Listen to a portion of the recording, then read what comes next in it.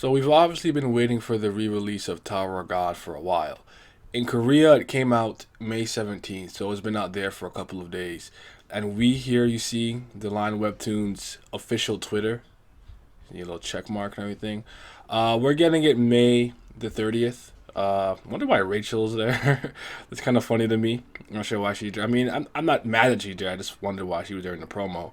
The promo for the Korean picture was a lot different. But that being said, this is the day that we're getting it, and I got a huge problem with that, and here's why.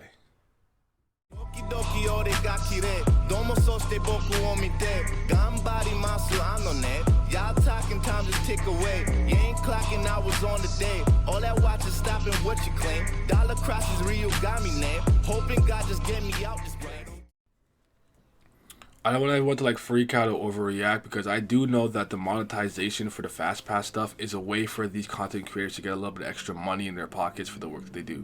And I am a proponent of people getting their bag, getting the money. So I have no issue with that. My problem actually comes from more of a community standpoint thing, because what this does is actually further splinters the community in terms of how people are willing to experience the story, by which I mean this.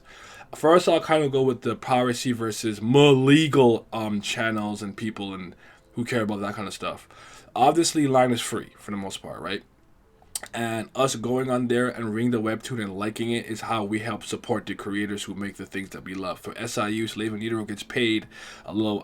I'm not sure exactly how the monetization thing works, but I know that the more likes and the more popular that it is on Naver, the better it is for the creators. So we because Line Webtoons is essentially free, right?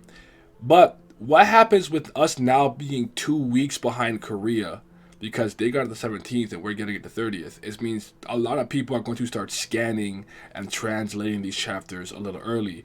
There's already 2 or 3 out that I've seen, because unfortunately I have seen some panels on my timeline because a lot of people do not have any type of decency or respect or mindfulness to others, and I've just straight up been talking about the Tower of God chapters and posting panels on Twitter, which is why I've kind of taken a step back. Originally, we were only 1 week behind Korea, so there's always 1 week of Raws plus the fast pass and the regular thing. Understand there's different types of readers, and you need to be mindful and be respectful to all types of them. People who just read what's officially available without paying any extra money. Maybe they can't afford it. Maybe they're okay with waiting.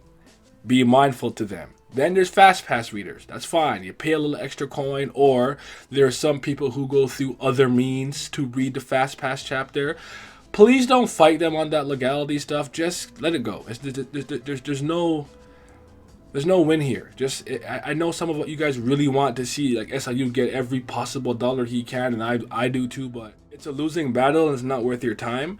And for the fast pass readers, just be careful. Remember what chapter is the last official one online that is not locked behind a paywall, and don't spoil people, because again, like I said, this is what I mean about the community being splintered. And now with an extra week of Korean Raw chapters being out, so 2 plus 3 fast pass, I guess, that the original releases, then that just causes an issue. So hopefully it doesn't get too bad. I mean, for all we know, when we get the English chapters, they drop 2 for us, so we get to actually read the 2 at once, which would actually kind of circumvent that problem a little bit.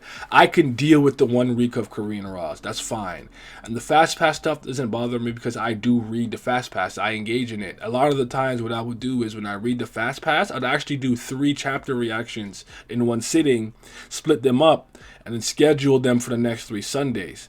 I do want to start streaming a lot more of these live reactions live. However,